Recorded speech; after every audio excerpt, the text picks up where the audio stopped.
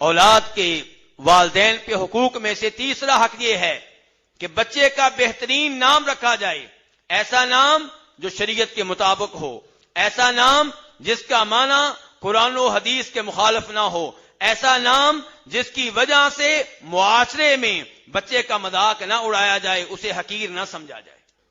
امام مسلم رحمہ اللہ روایت کرتے ہیں جناب عبداللہ بن عمر رضی اللہ تعالیٰ عنہما سے کہ نبی علیہ الصلوۃ والسلام نے ارشاد فرمایا کہ تمہارے ناموں میں سے جو نام اللہ کو سب سے پیارے لگتے ہیں وہ ایک عبداللہ ہے، دوسرا عبد الرحمن ہے۔ نبی علیہ الصلوۃ والسلام نے اسی لیے جب جناب اسماء نے اپنے بیٹے کو گھٹی کے لیے بھیجا تو خود آپ نے اس بچے کا نام عبداللہ رکھا تھا، عبداللہ بن زبیر۔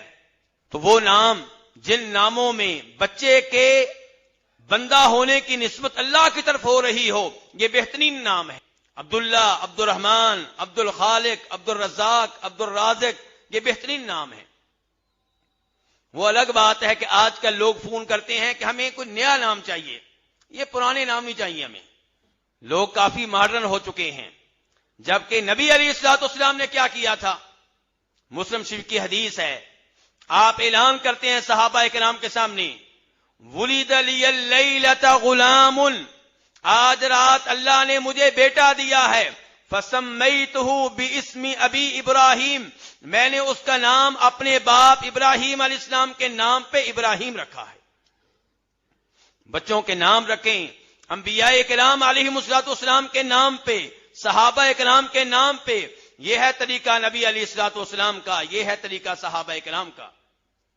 آپ سب جانتے ہیں جناب علی کی اولاد میں، جناب حسن کی اولاد میں، جناب حسین کی اولاد میں ایسے بچے موجود تھے، اس کا نام ابو بکر بن علی، ابو بکر بن حسن، ابو بکر بن حسین، عمر بن علی، عمر بن حسن، عمر بن حسین۔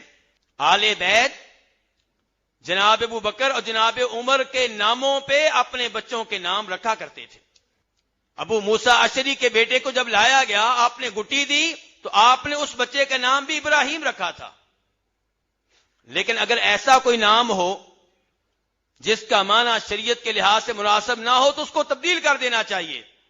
جناب عمر فاروق کے خاندان کی کسی بچی کا نام آسیہ رکھا گیا، آسیہ عین کے ساتھ، یعنی کہ اللہ کی نافرمان، اللہ کی باغی۔